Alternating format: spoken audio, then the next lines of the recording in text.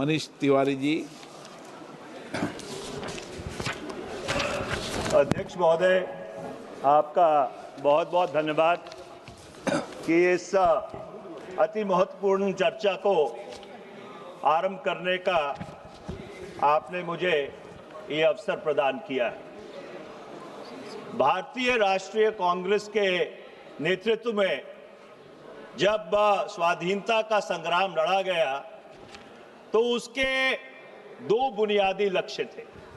सबसे पहला लक्ष्य कि भारत को आज़ाद करवाया जाए और दूसरा कि भारत को एक लोकतांत्रिक देश के रूप में परिवर्तित करके लोगों की जो आशाएं और आकांक्षाएं हैं उनके स्वरूप उन्हें सरकार बनाने का मौका दिया जाए।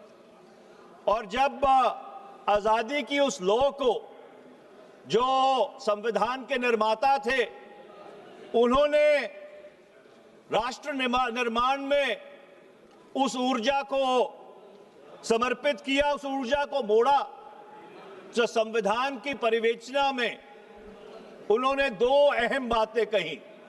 सबसे पहले कि भारत एक माननीय सदस्य प्लीज बैठिए। माननीय सदस्य प्लीज। Honourable member. धन्यवाद अध्यक्ष जी।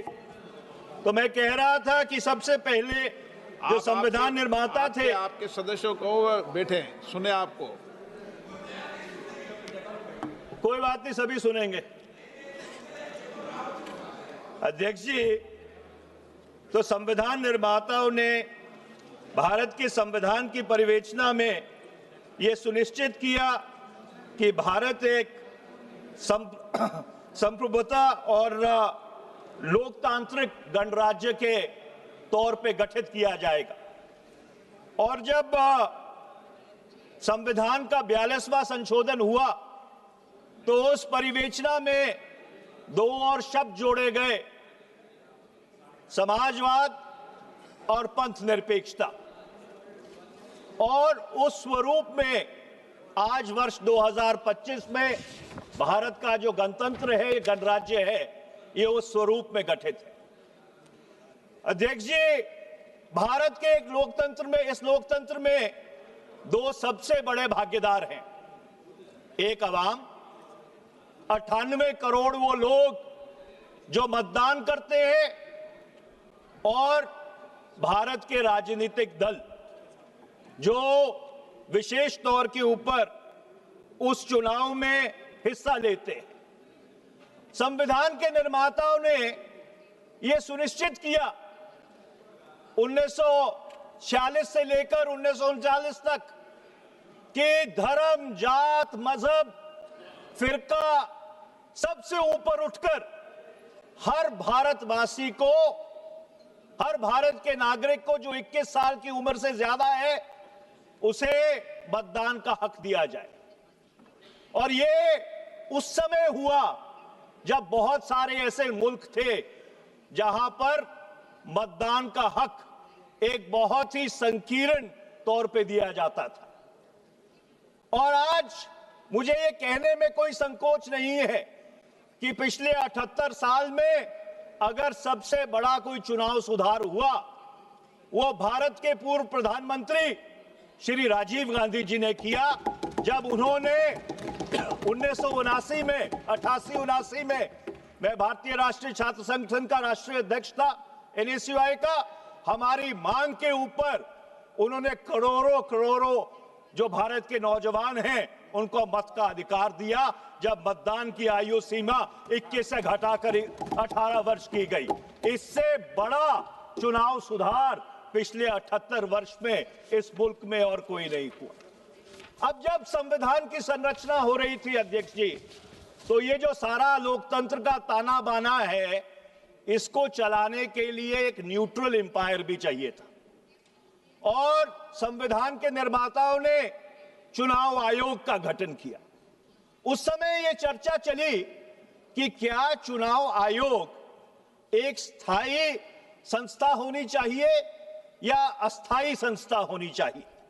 और जब 15 जून 1949 को 1949 जब डॉक्टर बाबा साहब भीमराव अंबेडकर जी ने ड्राफ्ट आर्टिकल 289 प्रस्तुत किया चुनाव आयोग को लेकर, उस पे बोलते हुए शिबिन लाल सक्सेना जो उस सभा के सदस्य थे, उन्होंने कहा, और मैं कोट करना चाहता हूं, Our constitution provides for the dissolution of the legislature when a no confidence is passed. So it is quite possible that elections to the various legislatures in the province and the center will not be concurrent. Every time some election or the other will take place somewhere, it may not be so in the very beginning or in the very 5 or 10 years, but after 10 or 12 years, at every moment, some election in some province will be going on. और उनकी बात से इत्तेफाक रखते हुए doctor बाबा साहब भीमराव अंबेडकर जी ने यह सुनिश्चित किया कि चुनाव आयोग एक स्थायी संस्था होगी। मैंने ये अंश इसलिए पढ़े हैं क्योंकि देश में वन नेशन वन इलेक्शन के ऊपर बहस चल रही है, पर अगर आप इस संविधान सभा की जो प्रोसीडिंग्स है उसको अपने संज्ञान में लें, तो संविधान निर्माताओं ने ये देख लिया था कि भारत में 10-12 साल बाद अलग अलग समय पे अलग अलग राज्यों में चुनाव होंगे। तो इससे एक बहुत बड़ा प्रश्न खड़ा होता है कि ये एक देश एक चुनाव का कोई औचित्य बचता है कि नहीं, इसके ऊपर चर्चा करने की जरूरत है, क्योंकि संविधान के जो निर्माता थे उन्होंने इसको अपने संज्ञान में लेकर ये उस समय कहा था कि इस देश में अलग अलग समय पे अलग अलग चुनाव होते रहे। अब चुनाव आयोग को अख्तियार दिए धारा 324 से लेके 329 के तहत, और उस चुनाव आयोग से सब लोगों की उम्मीद थी कि वो एक निष्पक्ष एम्पायर होके काम करेगा।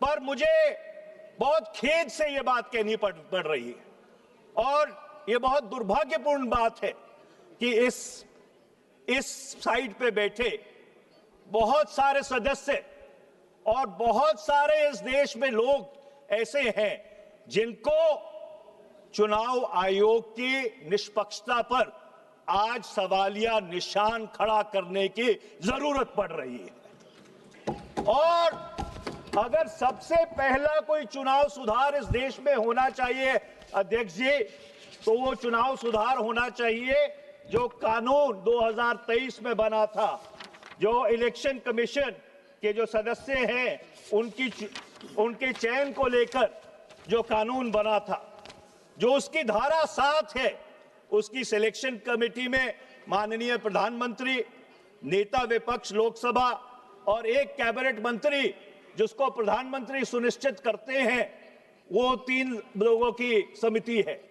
मेरा ये सुझाव है कि इसमें 2 सदस्य और जोड़े जाने चाहिए, एक नेता विपक्ष राज्यसभा और दूसरा नामजद तौर पर भारत के मुख्य न्यायाधीश the chief justice of India. तो 2 लोग सरकार से रहेंगे, 2 लोग विपक्ष से रहेंगे और एक उसमें चीफ जस्टिस ऑफ इंडिया मुख्य न्यायाधीश रहेंगे। और अध्यक्ष जी, अगर ऐसी समिति बनेगी तो फिर ठीक से खेला होगा, फिर ठीक से खेला होगा। और ये जो लोगों के मन में भ्रम है चुनाव आयोग को लेकर, उसको शांत करने में बहुत एक अहम रोल प्ले करेगा। अब मैं धारा 327 पे आता हूं संविधान के अध्यक्ष जी। धारा 327 जो संविधान की है, उसने संसद को अख्तियार दिए कि वो मतदाता सूची बनाने के लिए, डिलिमिटेशन क्षेत्रों की कैसे हो, उसके लिए कानून बना सकती है। और वो कानून इस संसद ने बनाया, representation of peoples act 1950, representation of peoples act 1951 और रजिस्ट्रेशन ऑफ इलेक्टोरल रूल्स।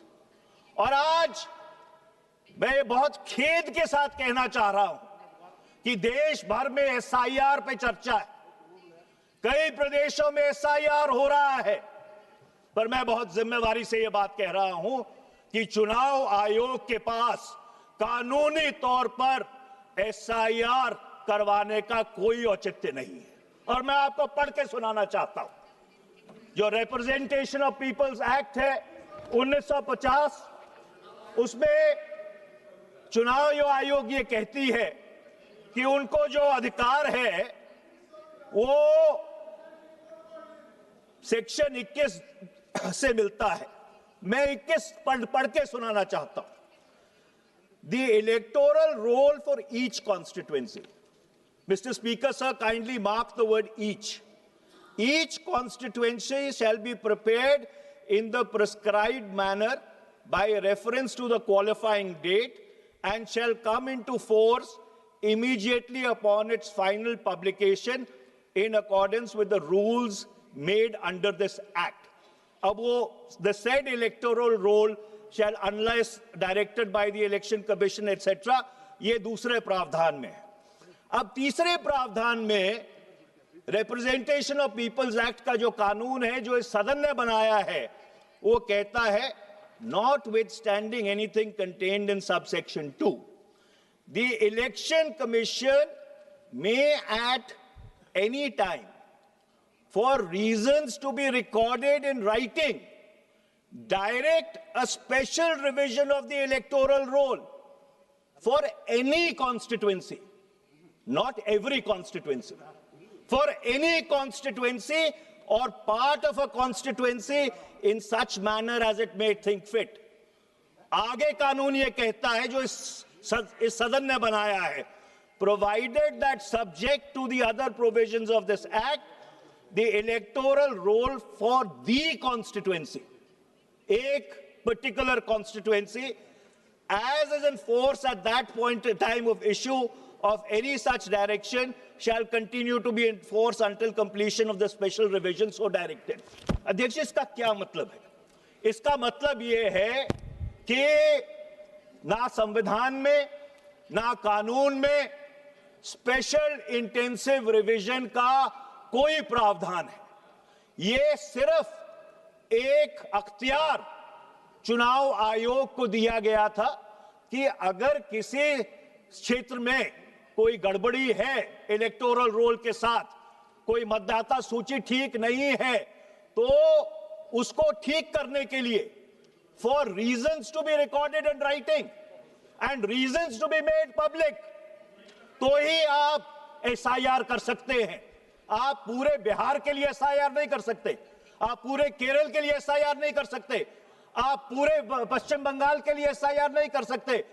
आप एसआईआर अगर करना चाहते हैं तो हर कॉन्स्टिट्यूएंसी में, हर चुनाव क्षेत्र में अलग अलग जो आपको खामियां लगती हैं, उन खामियों को रिकॉर्ड करके इन राइटिंग उसको सार्वजनिक करके फिर आप कर सकते हैं। मैं सरकार से पूछना चाहता हूं कि कहां है वो रीजंस रिकॉर्डेड इन राइटिंग? सरकार को चुनाव आयोग से वो जो कारण है उनको अपने संज्ञान में लेकर सदन के पटल पर रखना चाहिए कि कौन सी कॉन्स्टिट्यूएंसी में, कौन सी चुनाव क्षेत्र में कहां पे गड़बड़ है, क्या कंप्लेंट चुनाव आयोग को मिली और उस कंप्लेंट के आधार पर क्या उन्होंने इंक्वायरी की, और क्या इंक्वायरी करने के बाद वो अगर इस निष्कर्ष पर पहुंचे हैं कि एसआईआर एक चुनाव क्षेत्र में होना चाहिए, तो उसके जो कारण हैं वो सार्वजनिक होने चाहिए। और दुर्भाग्यपूर्ण बात यह है कि इस बुनियादी प्रश्न के ऊपर कि चुनाव आयोग को एसआईआर कराने का अख्तियार है कि नहीं, ये दुर्भाग्यपूर्ण बात है कि अदालत में भी इसकी चर्चा नहीं हुई। ये होनी चाहिए थी। और आज मैं सरकार से मांग करना चाहता हूं कि हर संसदीय क्षेत्र, हर असेंबली क्षेत्र जहां पे एसआईआर हो रहा है, उसके कारण क्या है वो सदन के पटल पर रखने चाहिए। देश को ये जानने का हक है कि ये एसआईआर किस तरह से करवाया जा रहा है। अब मैं ईवीएम्स पे आता हूं अध्यक्ष। ये जो इलेक्ट्रॉनिक वोटिंग मशीन है, लोकतंत्र एक भरोसे पे चलता है अध्यक्ष, और वो भरोसा क्या है कि जब वो 98 करोड़ लोग जाकर उस लाइन में खड़े होते हैं, 5-5, 7-7 घंटे कभी कभी धूप पे खड़े होते हैं। आप राजस्थान से आते हैं, आप जानते हैं कैसी चिलचिलाती गर्मी रहती है मई जून में। उसको यह भरोसा होना चाहिए कि जो वो वोट डाल रहा है वो सही जगह जा रहा है कि नहीं। और आज इस देश में बहुत लोगों को यह चिंता है। मैं ये नहीं कह रहा कि ईवीएम मैन्युपुलेट हो रहे हैं, मैं ये कह रहा हूं कि लोगों को इस बात की चिंता है कि ईवीएम मैन्युपुलेट हो सकते। और जब आवाम का भरोसा लोकतंत्र में टूटता है तो अराजकता फैलती है अध्यक्ष जी, अराजकता फैलती है। और इसलिए यह बहुत जरूरी है। मैंने सदन में सवाल पूछा था, किरण रिजिजू जी यहां पे है नहीं, उस समय वो कानून मंत्री थे 25 मार्च 2002 को। मैंने ये पूछा था इस सदन में, आप आसन पे थे अध्यक्ष जी, कि ये ईवीएम का सोर्स कोड किसके पास है? ये ईवीएम का जो सोर्स कोड है ये क्या उन कंपनियों के पास है जो ईवीएम बनाती हैं, कि ये चुनाव आयोग के पास है? Who has the source code of these EVMs? I did not receive an answer that day. I have not received an answer till now. और मैं आज आपके माध्यम से पूछना चाहता हूं कि सरकार को चुनाव आयोग से यह बात पूछकर हम लोगों को बतानी चाहिए कि क्या उसका सोर्स कोड जो मदरबोर्ड प्रोग्राम होता है वो उनके पास है कि उन कंपनियों के पास है जो ये मशीनें बनाते हैं। और मैं अध्यक्ष जी बहुत जिम्मेदारी से यह बात कह रहा हूं कि इसका ये जो लोगों में आशंका है इसको हल करने के दो ही तरीके हैं। या तो 100% वीवीपैट की काउंटिंग हो, 100% वीवीपैट की काउंटिंग हो, और या जो से बढ़िया सलूशन है कि हमको पेपर बैलेट पे वापस चला जाना चाहिए। बहुत सारे ऐसे मुल्क थे जिन्होंने ईवीएम का प्रयोग किया था, जापान, जर्मनी, अमेरिका, जहां पे ये आजाद हुए थे, वो सारे पेपर बैलेट पे वापस क्यों चले गए? क्या कारण था कि वो पेपर बैलेट पे चले गए? वो कारण ये था that after all the EVM is a machine and any machine can be manipulated। और मैं अध्यक्ष जी एक बात कहना चाहता हूं कि अगर ईवीएम में सब कुछ ठीक है, सब कुछ बिल्कुल पारदर्शित है, everything is coaster, everything is above board. 6 प्रदेशों में चुनाव होने जा रहे हैं, केरल, तमिलनाडु, पश्चिम बंगाल, असम, पुडुचेरी। पेपर बैलेट पे करा लीजिए ना चुनाव, दूध का दूध, पानी का पानी हो जाएगा। देखिए, चुनाव आयोग को तो चुनाव करवाना है, चुनाव आयोग को तो चुनाव करवाना है। चुनाव आयोग को क्या फर्क पड़ता है ईवीएम से हो या पेपर बैलेट से हो? चलो अगर 3-4 दिन लग भी गए गिनती में, लोगों का भरोसा जो भारत की लोकतांत्रिक व्यवस्था है, जो भारत की बुनियाद है, जिस लोकतंत्र के बारे में हम दुनिया में गूंज के कहते हैं कि हम भारत देश के सबसे बड़ा लोकतंत्र है, उसकी विश्वसनीयता वापस आ जाएगी अध्यक्ष जी। आज ये जो प्रश्न चिन्ह ईवीएम्स ने हमारे लोकतंत्र पर लगाया है, ये सबसे बड़ा जो सवालिया निशान है। अब मैं अगली बात पे आता हूं अध्यक्ष जी। ये जो सरकारी पैसे का दुरुपयोग होना शुरू हो गया है कि चुनाव आया, चुनाव से पहले आपने लोगों के खातों में कैश ट्रांसफर करने शुरू कर दिए। ये कैसा लोकतंत्र है? ये कैसा लोकतंत्र है कि चुनाव से 15 दिन पहले, 20 दिन पहले, महीना पहले, 2 महीने पहले आप लोगों के खातों में पैसे डालने शुरू कर देते हैं। अच्छा, और मैं इसलिए ये चिंता का विषय है, लोकतंत्र के साथ जो तो खिलवाड़ होता है, भारत के राजस्व के साथ बहुत बड़ा खिलवाड़ होता है। मैंने एक सवाल पूछा था संसद में, 24 मार्च 2025 तक जो केंद्र सरकार और राज्य सरकारों की कंबाइंड लायबिलिटीज है, जो उनकी देनदारी है, वो 2.67 लाख करोड़ है। ये देनदारी केंद्र सरकार की 196 लाख करोड़ होगी 31 मार्च 2026 को। जो combined debt to GDP ratio है वो 86.6% है आपके वर्ष 23-24 में। 18 में से 28 राज्य ऐसे हैं जिनका डेट टू जीडीपी रेशो 30% से ज्यादा है। बिहार का 37% है। मैं अध्यक्ष जी ये प्रस्ताव करना चाहता हूं कि आर्टिकल 292 और 93 के तहत इस संसद को अख्तियार है कि वो जो बोरोइंग लिमिट्स हैं केंद्र सरकार की भी और राज्य सरकार की भी, दोनों की बोरोइंग लिमिट्स फिक्स कर सकता है। उसमें एक आर्टिकल 293A और जोड़ने की जरूरत है और वो उस आर्टिकल को ये कहना चाहिए कि अगर केंद्र सरकार या किसी राज्य सरकार का डेट टू जीडीपी रेशो 20% से ज्यादा है, आइडियली तो 10% होना चाहिए, तो वो राज्य सरकार या केंद्र सरकार कोई कैश ट्रांसफर नहीं कर सकती। You cannot win elections at the cost of the national exchequer or the state exchequer. This will absolutely bankrupt our democracy. This will bankrupt our country. ये एक बहुत अहम प्रस्ताव है जिसको बहुत गंभीरता से इस सदन को अपने संज्ञान में लेना चाहिए। नहीं तो अध्यक्ष जी कोई राज्य सरकार बदलेगी नहीं कि चुनाव आया, किसने 20,000, किसने 15,000, किसने 35,000 रुपया लोगों के खातों में डाल दिया और दोबारा आप चुन के आ गए। और जो आपके सूबे का कर्जा है वो और ऊपर चढ़ता जा रहा है। कई सूबे तो इस देश में ऐसे हैं जो इंटरेस्ट को सर्विस करने के लिए, ब्याज को सर्विस करने के लिए, ब्याज चुकाने के लिए कर्जा लेते हैं। ये किस तरह का मुल्क बनाने जा रहे हैं हम? और ये चुनाव जीतना, सरकार बनाना, this is not an end in self. हमसे पहले बहुत लोग आए, हमसे बाद में बहुत लोग आएंगे, पर अगर ये देश बचेगा, इसका लोकतंत्र बचेगा, तो ही आने वाली पीढ़ियां ये कहेंगी कि हमारे पूर्वज जो थे वो हमको एक धरोहर सौंप के गए हैं। ये इंटरजेनरेशनल इक्विटी नहीं सौंप के गए।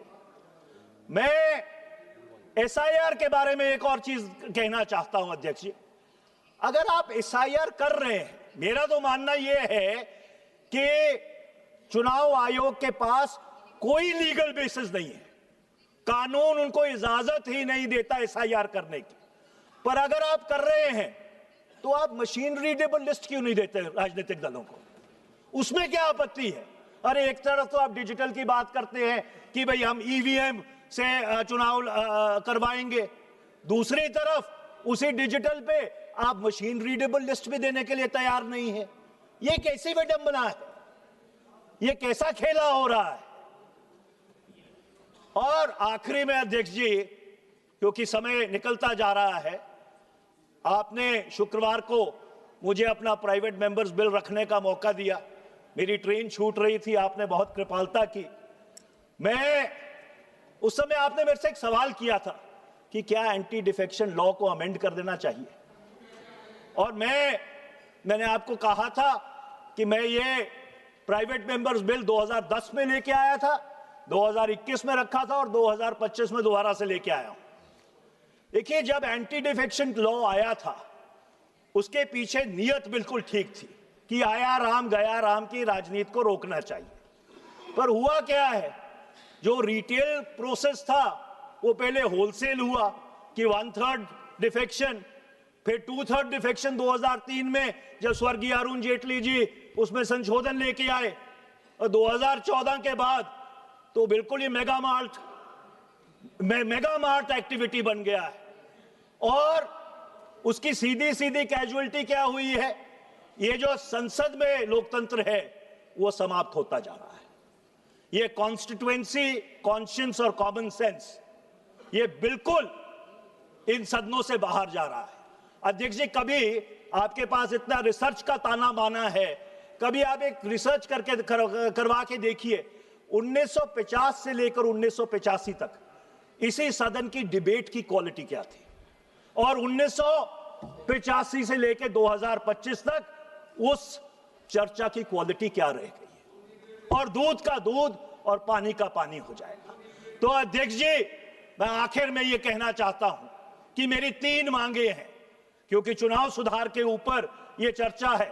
सबसे पहले तो वो इलेक्शन कमीशन के अधिकारियों का चयन करने का कानून बदलिए, उसमें नेता प्रतिपक्ष को शामिल कीजिए राज्यसभा के और नामजद तौर पे चीफ जस्टिस ऑफ इंडिया को शामिल कीजिए। जब बैलेंस रहेगा तभी तो क्या कहते हैं खेल ठीक होगा ना। और दूसरा, ये एसआईआर बंद कीजिए। There is no provision in law which allows the SIR to go ahead. अब आप कहेंगे जी पहले जो सारी एसआईआर हुई वो क्या अवैध थी? और मेरा जवाब बिल्कुल सीधा है, multiple wrongs don't make a right. अगर किसी ने उस समय कानून नहीं देखा, इसका यह मतलब नहीं है कि जो जब हो रहा है वो सही है। और जिस तरह से कथाकथित खुदकुशियों की खबरें आ रही हैं, बीएलओ खुदकुशी कर रहे हैं, जिस किस्म का प्रेशर उनके ऊपर है, ये किस तरह का एसआईआर हम करवा रहे हैं इस देश में। और तीसरा और मेरा आखिरी आपसे अनुरोध ये है कि ये जो सरकारी पैसे से जो ये डायरेक्ट कैश ट्रांसफर चुनाव से पहले होते हैं, ये डायरेक्ट कैश ट्रांसफर को बिल्कुल बंद करवाना चाहिए, क्योंकि ये पूरी तरह से लोकतंत्र के खिलाफ है। आपका बहुत बहुत धन्यवाद अध्यक्ष जी, आपने बहुत धैर्य से सुना।